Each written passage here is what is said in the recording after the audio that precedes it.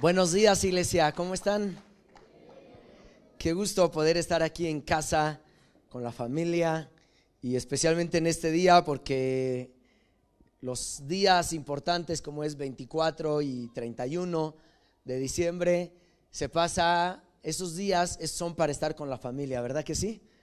Y mire qué día que nosotros hoy como familia estamos aquí en 31, estamos aquí todos reunidos como familia. Y eso a mí me bendice, me da mucho gusto poder estar con ustedes. Ahorita que nuestro pastor estaba anunciando y haciéndonos saber de que tenemos que escribir la Biblia, no se vaya a cambiar de iglesia para no escribir la Biblia. No va a decir, no, mejor me busco otra iglesia donde allí no me pongan donde solamente me enseñen la Biblia, pero no me pongan a escribir la Biblia. Y yo recordaba hace unos años,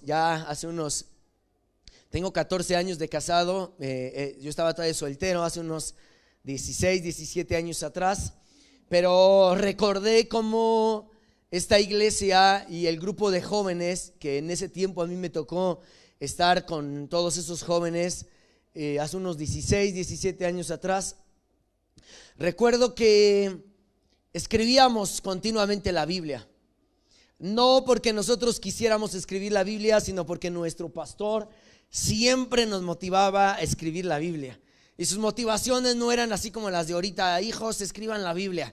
Llegaba alguien tarde, por ejemplo, llegaba uno de los músicos tarde al ensayo, a tocar el día domingo o el día de reunión, y el pastor le decía, me vas a escribir 10 proverbios y me los vas a entregar para la siguiente semana. Y de esa manera nos motivaba, fíjese. Y si alguien más, por ejemplo, alguien no llegaba a servir, no llegaba no llegaba puntual o fallaba en alguna de sus responsabilidades, nos decía, vas a escribir proverbios. Yo recuerdo todas las veces que escribí proverbios, porque Proverbios tiene 31 capítulos. Y el pastor nos decía, escribe proverbios. Y ahí estábamos escribiendo proverbios. Toda la disciplina en aquellos tiempos, cuando fallábamos en algo, la disciplina era escribir proverbios. Pues aquí está Piri. Piri, ¿cuántos proverbios escribiste? ¿Cuántas veces? ¿Cuántas? 15 veces escribió el Piri, imagínense. Proverbios. Y si preguntara a todos aquellos que recordarán, dirían algunos, yo unos 5, yo 10. Pero el punto es de que todos escribimos el libro de Proverbios. Y los profetas mayores, los profetas menores. Es más, yo recuerdo, se los voy a confesar, aunque está aquí mi pastor, pero se los voy a confesar aquí en confianza porque estamos en familia. Recuerdo que cuando alguien ya sabía que lo iban a regañar y a disciplinar, ¿sabe qué hacía? Escribía proverbios ya. Se adelantaba a escribir. ¿Por qué estás haciendo? Escribiendo proverbios. ¿Por qué? Es que el pastor me va a regañar y me va a mandar a traer a su oficina. Entonces ya era la costumbre. Entonces lo recuerdo perfectamente cada vez que sucedía. Pero eso nos enseñó a amar la palabra, nos enseñó a atesorarla, a tenerla, ¿verdad? Yo también cuando le vine con mi pastor le dije, pastor, yo estoy enamorado de su hija y me quiero casar. Me dijo, pues ahora me vas a escribir toda la Biblia, hijo de... Y hasta los libros apócrifos para que se te quite. Lo recuerdo perfectamente, aquellos buenos tiempos. Recuerdo también, escuchen, una vez me invitaron a una reunión de oración a mí, en una reunión de oración de jóvenes. Y en esa reunión de oración de jóvenes había una señorita que se había aprendido de memoria todo el libro de Filipenses. Y la pasaron al frente y esta señorita estaba recitando el libro de Filipenses. Ahora, el libro de Filipenses tiene 104 versículos. Y esta señorita estaba recitándolo. Fue igual en los años por ahí del año 98 tal vez. Y esta señorita estaba recitando todo el libro de Filipenses. Y eso, cuando yo estaba viendo cómo ella anunciaba el libro de Filipenses, eso a mí me desafió, pero me bendijo. Entonces yo regresé a la iglesia, y comencé a memorizar el libro de Filipenses. Y yo estaba bien motivado. Tenía un amigo, a lo mejor se recuerdan algunos, se llamaba Luis, un gordito. Y yo en las madrugadas le decía, a ver Luis, agarra la Biblia y voy a empezar a dar todos los versículos. Capítulo 1, capítulo 2, capítulo 3, porque son 4 capítulos. Ya iba en el capítulo 4 y ¿qué cree? Me desanimé. Porque yo me di cuenta que a esa señorita le dieron una Biblia de regalo por aprenderse el libro de Filipenses, o un libro, algo así. Yo ya iba en el capítulo 4 y yo me desanimé porque dije, pues a mí ni Biblia me van a dar ni regalo, ¿para qué me lo aprendo? Y me desanimé y dejé. Pero recuerdo que en aquellos inicios la Biblia para nosotros fue muy importante. Ahora, si yo les hago una pregunta a todos los que están aquí, ¿cuántos han leído la Biblia, aunque sea una sola vez, desde Génesis hasta Apocalipsis? A ver, levanten sus manos los que han leído una sola vez por lo menos. Sean honestos, que no les dé pena. Miren, si nos damos cuenta podríamos contar las manos levantadas. Entonces eso es algo que nosotros necesitamos corregir y cambiar, ¿verdad que sí? Es tiempo de dedicarle más tiempo, más de nuestro corazón a leer y a meditar la palabra. Quiero que abran conmigo sus Biblias en el libro de Lucas, capítulo 4. Lucas, capítulo 4. Quiero empezar en este versículo que tiene mucho que ver con lo que nuestro pastor estaba enseñando y hablando ahorita. Voy a empezar desde el versículo 14. Dice lo siguiente: y Jesús volvió en el poder del Espíritu a Galilea, y se difundió su fama por toda la tierra de alrededor. Qué bien, la fama de Jesús se estaba extendiendo. La fama, el nombre de Jesús estaba siendo conocido.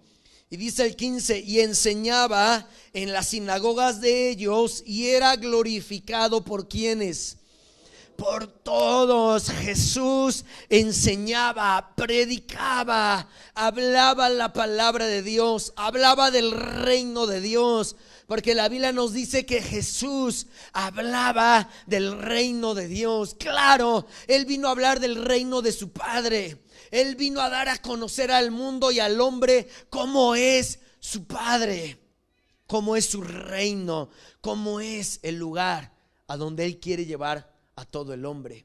Jesús predicaba y enseñaba en las sinagogas, enseñaba los días de reposo, hablaba, dice la Biblia, con autoridad, que la misma gente se asombraba. La gente era bendecida, era inspirada, era alimentada por palabras de vida, y la gente glorificaba a Jesús. Y dice el versículo 16, y vino a Nazaret, donde se había criado, y en el día de reposo entró en la sinagoga conforme a ¿qué dice? A su costumbre. Jesús tenía la costumbre de venir a la sinagoga. En otras palabras, Jesús acostumbraba ir al templo. Jesús iba al templo. Era un hábito, era su costumbre, era parte de él. Él no faltaba a las reuniones. Era una costumbre, era un hábito el que tenía Jesús. Y esa costumbre, ese hábito, esa disciplina, ese principio es el que también nosotros tenemos que tener. No faltar por cualquier cosa. Y Jesús entonces viene y dice la Biblia que se levantó ¿a qué? Jesús se levantó a leer como era su costumbre. Jesús leía. ¿Qué leía? El Pentateuco, el Antiguo Testamento. Jesús leía la ley. Jesús la conocía. Jesús la entendía. Jesús la había memorizado en su mente y en su corazón. La Biblia dice en Juan capítulo 1 que el verbo se hizo carne. La palabra viviente se encarnó. Jesús estaba en este mundo, conocía la Biblia, conocía los mandamientos. Él dedicaba tiempo para leer la ley. Porque los judíos, los padres, tenían la costumbre de enseñar a sus hijos a amar el Pentateuco, a amar la palabra, a amar la ley de Dios, a meditarla, a recitarla, a tenerla en su mente y en su corazón.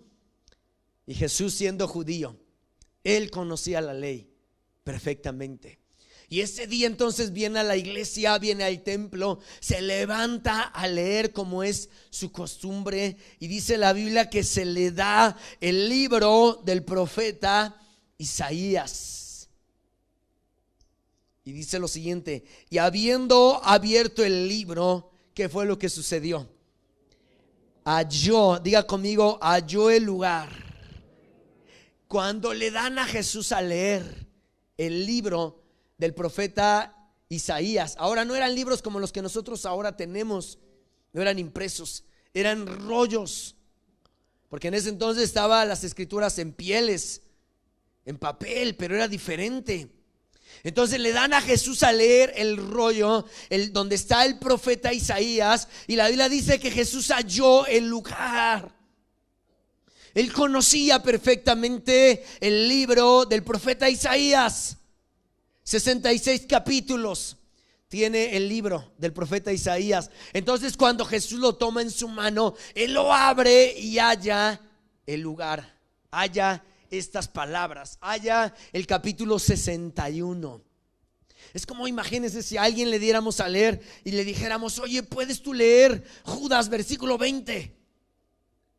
Y el que conoce la Biblia lo va a hallar. El que no la conoce, ¿qué va a hacer? Pues la va a empezar a ojear así.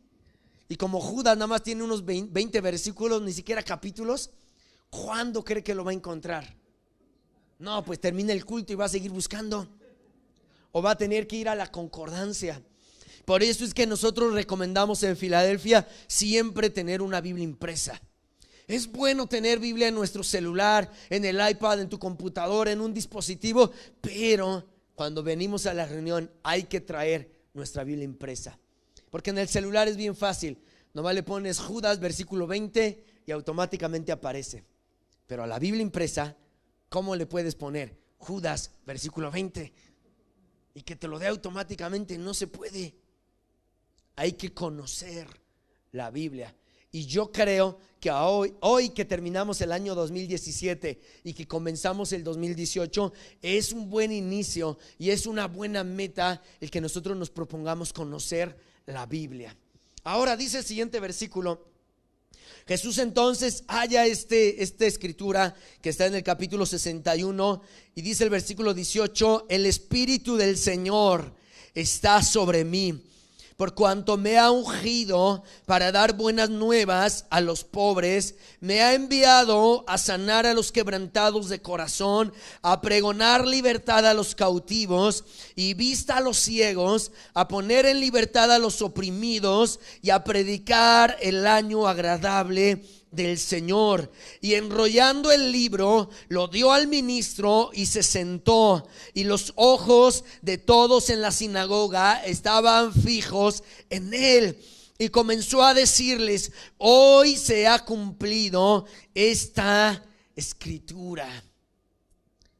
Cuando Jesús entonces lee estos versículos que hablan de lo que el Espíritu Santo haría a través de la vida de Jesús y del año de la buena voluntad de Dios, del deseo de que los que estaban presos fueran liberados, de que los que estaban enfermos fueran sanados, la voluntad de Dios para que todos aquellos que estaban tristes tuvieran alegría, la voluntad de Dios para que todas aquellas personas que no tenían esperanza y tal vez estaban hundidas en depresión, ahora tuvieran gozo y un motivo para celebrar. Y Jesús entonces narra estos versículos, termina, entrega el libro, el rollo al ministro. Los ojos de toda la gente están puestos en él, y Jesús dice: hoy se ha cumplido esta escritura. Se cumplió la escritura cuando Jesús la leyó. Este libro está vivo, pero a la vez, si no lo lees, este libro está pasivo. ¿Y cuándo nosotros vamos a tener y alcanzar todas esas promesas que Dios tiene para nosotros? ¿Cuándo se van a cumplir esas escrituras, esas promesas? ¿Cuándo se va a cumplir todas aquellas cosas que están escritas en este libro? Cuando lo leemos. Porque la profecía se cumplió cuando Jesús la leyó. La profecía, lo que estaba escrito cientos de años antes, se cumplió cuando Jesús tomó el libro y lo leyó. Y hay cosas, hay promesas en este libro que cada uno de nosotros tenemos y nunca se van a cumplir si no las leemos y si no las conocemos. Ya está profetizado, este libro habla de nosotros. No está escrito tal vez nuestro nombre así textualmente, pero este libro habla de ti y de mí. Este libro tiene promesas para nosotros. Este libro habla de todas las bondades de Dios para el hombre. Este libro nos enseña a conocer a Jesús. Qué bueno que vamos a empezar a escribir la Biblia para que la tengamos en la mente y en el corazón. Y aquellas madrugadas, mañanas, tardes en que estemos escribiendo nuestros capítulos de la Biblia, que ahí Dios nos revele su voluntad. A veces estamos pensando: Señor, ¿cuál es tu voluntad para mí? En la Biblia nos habla cuál es su voluntad para nosotros. Así que, iglesia, buen tiempo para empezar en este año leyendo, memorizando, meditando, estudiando, conociendo la Biblia. La profecía se cumplió cuando Jesús la leyó. Muchas de las profecías que Dios nos ha hablado se van a cumplir en este año cuando estemos escribiendo y leyendo la Biblia. Y tal vez va a haber gente que va a decir: wow, qué increíble. Porque a veces a mí muchas veces me ha pasado, estoy leyendo unos versículos y digo: qué increíbles versículos, nunca los había visto. Nunca los había visto. Porque la Biblia va a cobrar vida y nos vamos a convertir en una iglesia que conoce la Biblia. Y una iglesia que conoce la Biblia es bendita, es próspera, va a estar llena de Dios, ¿verdad? Va a estar en crecimiento, va a estar bien ungida. Gente que ama y conoce a Dios a través de la Biblia es gente que le va bien. Como nuestro pastor decía de Josué. Josué está a punto de iniciar el ministerio o el liderazgo. Moisés ya no está porque ha muerto. Y Dios le dice a Josué, se le aparece y le dice: nunca, Josué, se aparte este libro de la ley. Medita en él de día y de noche, para que guardes y hagas conforme a todo lo que en él está escrito. Porque no solamente se trata de leer, memorizar o escribir, también se trata de aplicar, de vivir la Biblia. Y Dios le dijo: porque entonces harás prosperar tu camino y todo te saldrá bien. ¿Verdad que ahora y en esta noche y en estos días con amigos nos hemos deseado feliz año nuevo? ¿Verdad? O como esa frase bien conocida aquí me dijo: feliz Navidad y próspero año nuevo. Yo creo que puede ser un próspero año nuevo si tomamos la Biblia en serio, como la debemos de tomar. Porque Dios le dijo a Josué: y entonces serás prosperado y todo te saldrá bien. Pero el principio para ser próspero es tener la ley de Dios. El principio para ser próspero y para que todo nos salga bien es tener la Biblia en la mañana, en la noche, todos los días, y que nunca se aparte de nosotros. Es tenerla en la mente, tenerla en el corazón. Ese es el principio de la prosperidad que Dios le reveló a Josué. Y cuando estudiamos la Biblia, la vida de Josué, vamos a descubrir que verdaderamente Josué fue un hombre próspero. Tuvo la Biblia, tuvo la ley, conquistó la tierra de Canaán, tuvieron victorias, tomaron grandes botines, ampliaron el territorio de Israel, tuvieron una herencia propia, tomaron sus promesas. Pero el secreto estaba en amar la Biblia, en tenerla. Siempre me inquietó quién era el escritor o el autor del Salmo 119, porque el Salmo 119 nos habla, son 176 versículos, es el capítulo más largo de la Biblia. Pero ese salmo, el mensaje, la esencia de la enseñanza de este salmo habla acerca de amar la palabra de Dios, amar la ley de Dios, meditarla, atesorarla. Es más, el mismo escritor dice: cuánto amo tu ley, todo el día es mi delicia. Entonces ese hombre era un hombre enamorado de la ley de Dios. Y aunque el autor no es del todo así preciso de quién lo escribió, pero algunos se lo atribuyen a Esdras. Y Esdras, por lo que la Biblia nos habla de él, era un hombre que la Biblia lo describe erudito, conocedor, escriba, versado de la ley de Dios. O sea, es Esdras, el Esdras que estudiamos en la Biblia y que encontramos a través de la Biblia, era un hombre que amaba la palabra de Dios. La gente que ama la palabra de Dios es amada por el cielo. Jesús dijo: si me aman, guarden mis mandamientos, ¿verdad? Y mi Padre les amará. Guarden mis mandamientos y mi Padre les amará. Ahora, adelante, Lucas capítulo 13.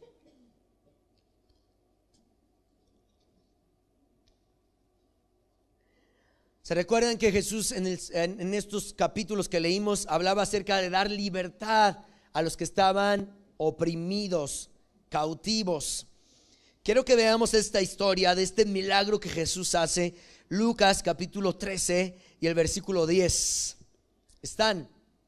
Dice: enseñaba Jesús en una sinagoga en el día de reposo. El día de reposo era el día de enseñanza, el día de escuchar la Biblia, el día de adorar a Dios, el día de venir. El día de reposo era donde toda la gente en Israel paraba sus actividades. No podían trabajar, no podían abrir su negocio, no podían trabajar en el campo, no podían hacer nada. El día de reposo estaba dedicado y consagrado para el Señor.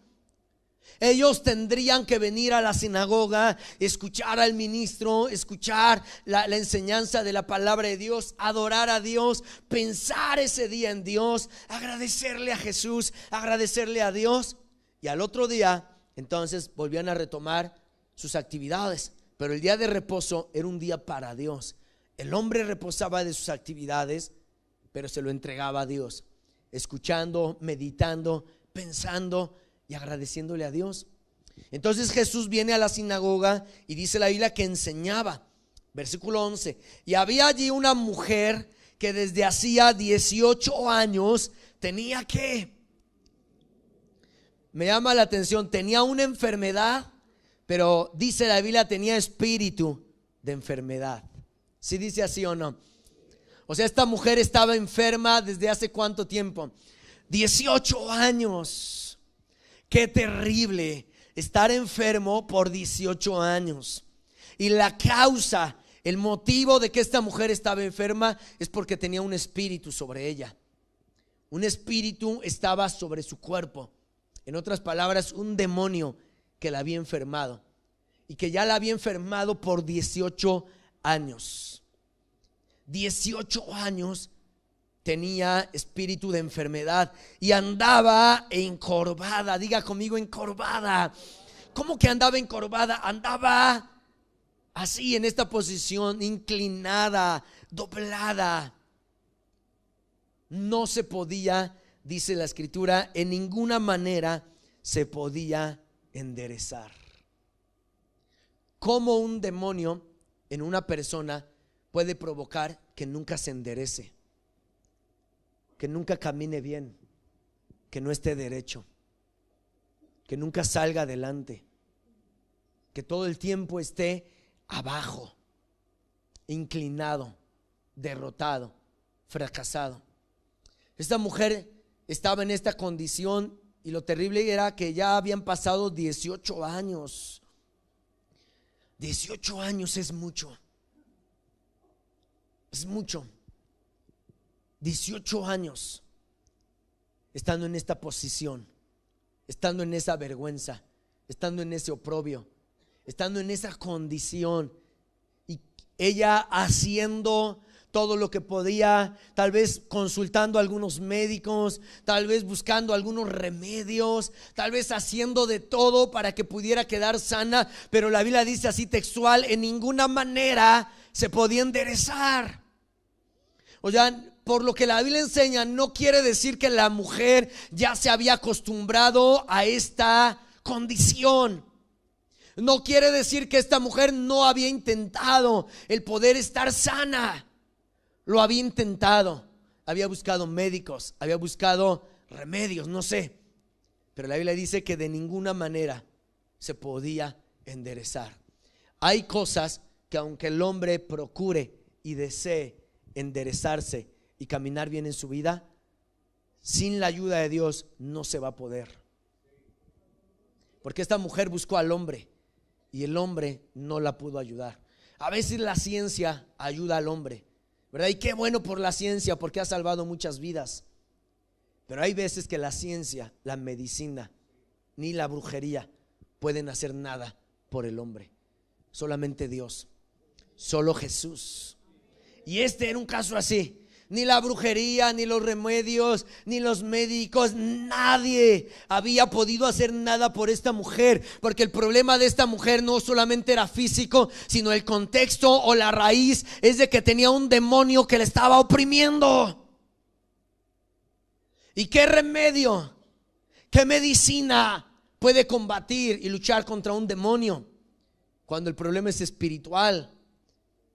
Haríamos mal si ignoramos el mundo espiritual, ¿verdad? Haríamos mal si ignoramos el mundo espiritual. Pablo dijo en la escritura: no ignoramos las trampas, las acechanzas, no ignoramos las maquinaciones del enemigo.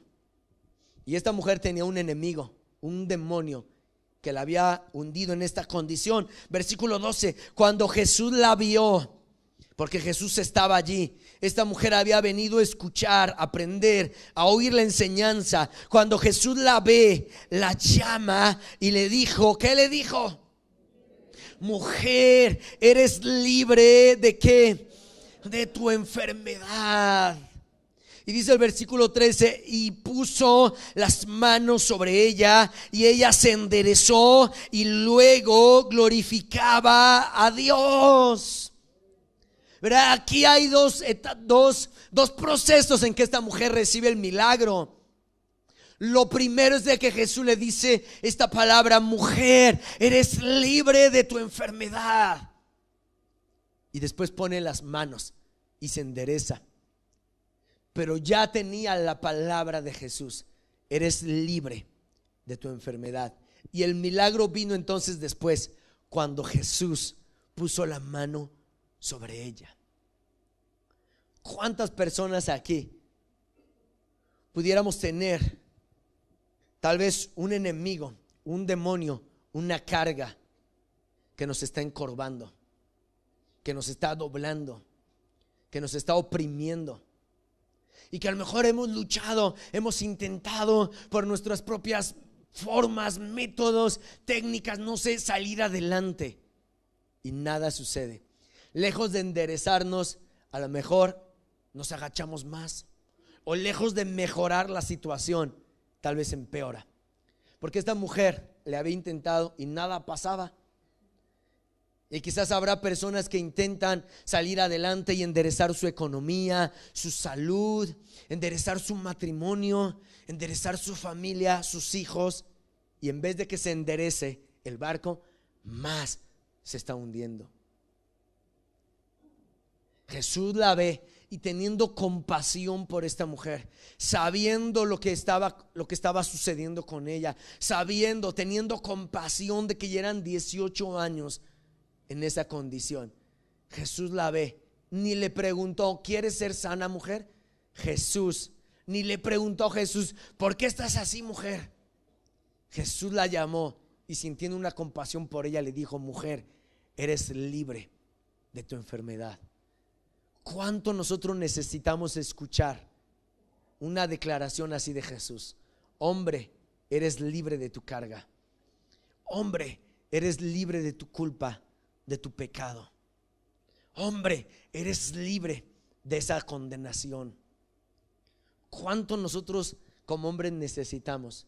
Y digo ahora que es un día clave, que es el último día del 2017, bien podríamos empezar el siguiente año siendo libres, como esta mujer, que nos dijera: eres libre, Jesús, eres libre de tu azote. Y entonces esta mujer, cuando recibe el milagro, porque Jesús pone sus manos sobre ella, dice el versículo 13, se enderezó. Porque donde Jesús pone sus manos, todo se endereza. Pero entonces deseamos que Jesús ponga sus manos en nuestro cuerpo también. Deseamos que Jesús ponga sus manos en nuestro matrimonio. Deseamos que Jesús ponga sus manos en nuestra economía para que se enderece. Deseamos que Jesús ponga sus manos en nuestros hijos para que se enderecen. En todo lo que tenemos. Y cuando esta mujer, dice la Biblia, que se enderezó, inmediatamente se enderezó. Luego la reacción, la actitud que tuvo esta mujer es que dice: y glorificaba. ¿Verdad que sí? Dice glorificaba, alababa, le daba gracias. ¿Cómo no esta mujer había de glorificar, de agradecer a Jesús por el milagro que estaba recibiendo? ¿Cómo no le iba a agradecer? ¿Verdad? ¿Qué persona que le dicen eres libre y quedas sana de tu enfermedad? ¿Qué mujer, qué hombre no sería capaz de agradecer, de vivir el resto de su vida agradecido y amando a Jesús con todo el corazón? Cuando recibió un milagro que nadie había podido hacer por ella, glorificaba al Señor, alababa. Porque esa es la reacción y esa es la manera de vivir de una persona que ha sido libre de su culpa, de su pecado, de su carga, de su aflicción. Como aquella parábola que Jesús enseña de un hombre que tenía dos deudores. Uno le debía mucho dinero, el otro le debía poco. Los dos no tenían dinero, no tenían nada, ya no tenían bienes, ya no tenían manera de cómo pagarle a este hombre. Tenían una deuda, uno tenía una deuda grande, el otro tenía una deuda más pequeña, pero los dos hombres eran incapaces de poderle pagar la deuda. Y entonces este hombre, movido a misericordia, porque le vienen y le dicen: tenme paciencia, yo te lo pagaré todo. Pero ese hombre, movido a misericordia, les perdona la deuda. Les perdonó. Ahora, si nosotros preguntáramos el día de hoy, ¿cuántos de los que estamos aquí tenemos deudas? A lo mejor muchos levantaríamos nuestras manos. Y qué buena noticia sería que dijera aquella persona, el banco, una empresa, yo no sé, la persona a la que tú pudieras deber, que te dijeran: te perdono la deuda. ¿Sería buena noticia o no? Que el banco dijera: Señor, su nombre, queremos decirle que el banco le perdonó su deuda. Usted saltaría, estaría feliz, dijera: ay, Dios me escuchó. Pero a esta mujer le dijeron: eres libre.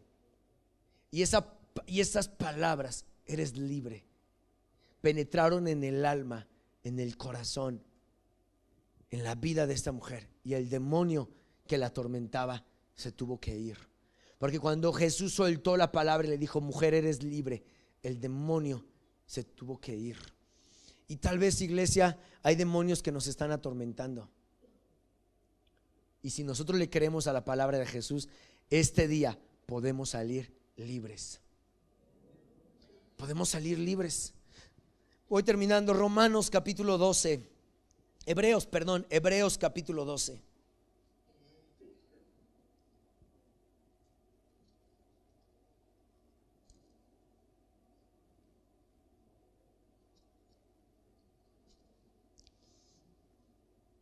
Dice en el versículo número 1, Romanos 12:1, dice, Hebreos, sí, después va a ser Romanos. Hebreos capítulo 12 dice: por tanto, nosotros también, teniendo en derredor nuestro tan grande nube de testigos, ¿qué dice la Biblia que tenemos que hacer? Despojémonos de todo peso y del pecado que nos asedia, y corramos con paciencia, ¿qué dice? La carrera que tenemos por delante. Hay una carrera, iglesia, que tenemos que correr. No es una carrera en la que tenemos que caminar y ni siquiera gatear. Hay una carrera, la carrera de la fe, la carrera en Jesús, en la cual cada uno de nosotros tenemos que correr. Somos corredores espirituales. Tenemos que ser atletas espirituales. Hay que correr la carrera de la fe. Hay que correr en esta carrera espiritual. Y esos demonios, como en el caso de esta mujer, habían atormentado a una mujer, la habían doblegado, la habían inclinado, la habían hecho vivir de una forma miserable, doblada todo el tiempo por 18 años, hasta que vino el libertador, que le dijo: eres libre. Pero aquí la Biblia nos enseña: despojémonos de todo peso y del pecado. Quiere decir que hay dos cosas de las cuales nos tenemos que despojar: del peso que nos hace lentos para correr la carrera y del pecado, porque son dos cosas diferentes. El pecado alenta, sí. El pecado es algo que nosotros tenemos que abandonar y renunciar, pero a veces no son pecados, a veces es otro peso, y también de esas cosas nos tenemos que despojar. ¿Y por qué me tengo que despojar? Porque la Biblia dice que yo tengo que correr en esta carrera. Ahora, ¿cuántos han visto las Olimpiadas? ¿A cuánto les gusta ver las Olimpiadas? Levanten sus manos todos los que ven las Olimpiadas. Bueno, esta vez no, porque como vamos a estar escribiendo la Biblia no va a haber tiempo. Pero los que sí las han visto, levanten sus manos. Bueno, ahí vemos. ¿Han visto ustedes los corredores? Los de 400 o 100 metros. Cuando se presentan en la pista, ahí en la competencia, esos corredores, ¿cómo van vestidos? Van vestidos ligeros. ¿A cuántos de esos competidores que van a competir por una medalla olímpica, a cuántos de esos competidores han visto ustedes cargando algunas cosas que son peso? ¿A cuántos los han visto con audífonos, con una medalla, con un reloj grande? ¿Verdad que no? Van lo más ligeros que puedan. Su ropa, yo escuché que su ropa que ellos usan, el short, todo lo que ellos usan es extremadamente ligero. Y no se diga los tenis con los que corren, son súper ligeros, no pesan. Porque si ellos se ponen unos tenis que pesan, porque se ven padres, los va a alentar. Ahora, en una competencia mundial como son las Olimpiadas, ahí no se cuentan los minutos para ganar. A veces, ni siquiera los segundos, a veces las centésimas de segundos definen quién gana, quién queda en primero y quién queda en segundo lugar. Entonces, los competidores van lo más ligero que puedan para ganar la carrera. Entonces ellos se presentan y se tienen que despojar de todo el peso para que puedan correr ligero. Ayúdenme en el piano, por favor. Tal vez aquí, como les decía, somos corredores y atletas espirituales. Y tal vez alguien está corriendo aquí la carrera de la fe con mucho peso. O tal vez alguien ni puede correr porque está encorvado, como esta mujer. A esta mujer, si asistía al templo constantemente cada sábado a la sinagoga, la conocían todos. Algunos tal vez sentían lástima, algunos tristeza, porque era una mujer que estaba encorvada, incapaz de enderezarse. Pero cuando esa mujer recibió su milagro, ahora su historia cambió. Cambió su manera de vivir.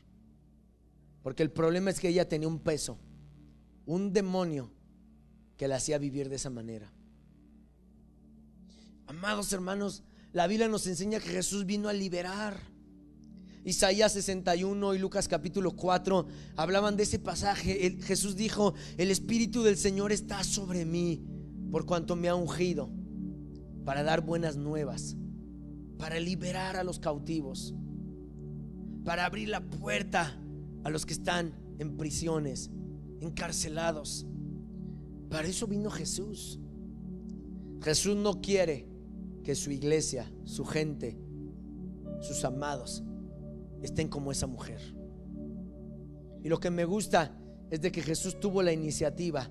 Le dijo: mujer, ven, y la sanó. Si tú estás aquí en este día, aquí en Filadelfia, en este día, en este momento, es porque Jesús te llamó. Y porque seguro estamos que Él no te quiere ver inclinado, inclinada, fracasado en ninguna área de nuestras vidas. Es verdad que en este mundo Jesús dijo: tendrán aflicción, pero confíen, yo he vencido.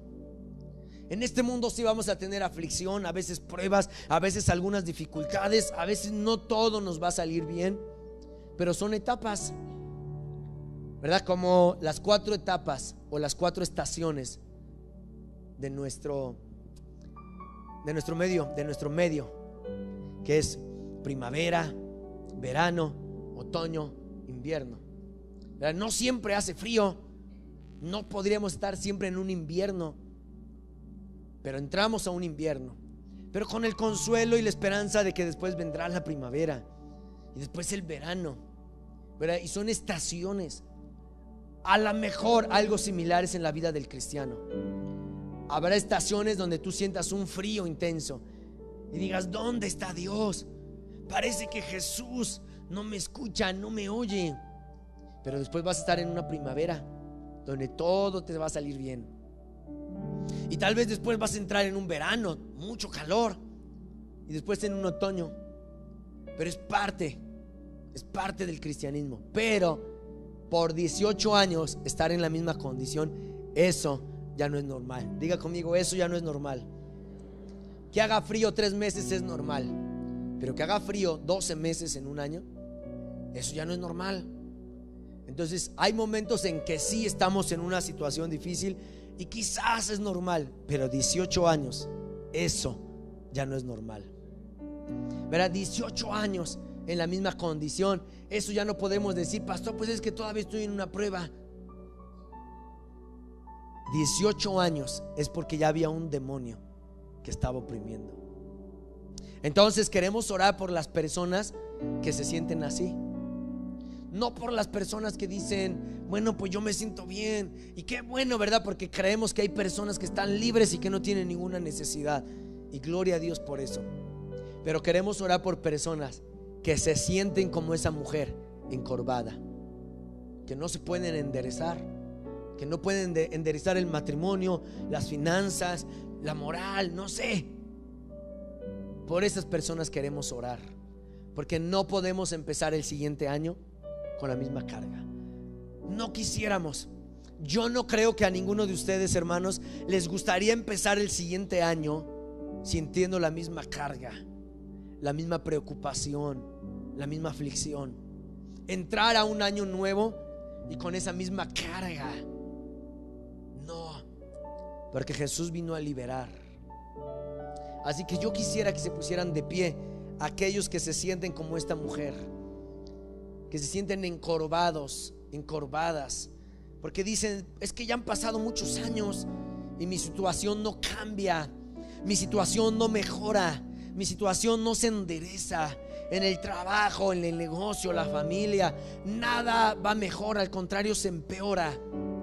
Quizás es que hay un demonio allí, y Jesús siempre es el que tiene la iniciativa y dice: hey, vengan. ¿Por qué no pasen todos los músicos, por favor? Toda la banda, ahí nos pasen.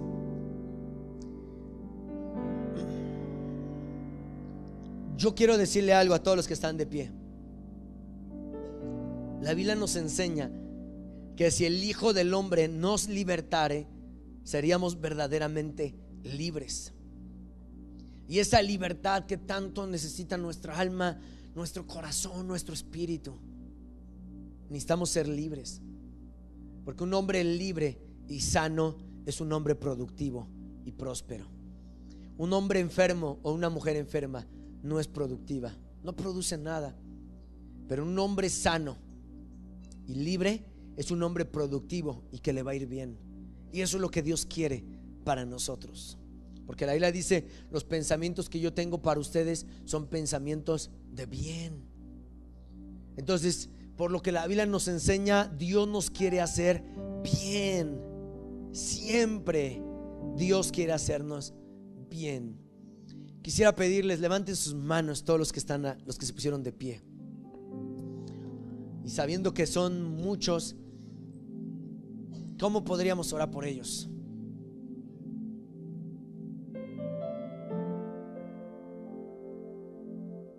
Así. Bueno, cierren sus ojos, iglesia, todos los que están con sus manos levantadas.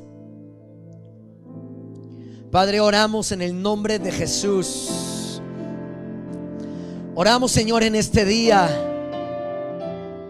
porque el profeta Isaías habló de aquel día, habló de aquel año de la buena voluntad del cielo, habló del día de la liberación a los cautivos, habló del día en que los que estaban presos serían libres. Señor,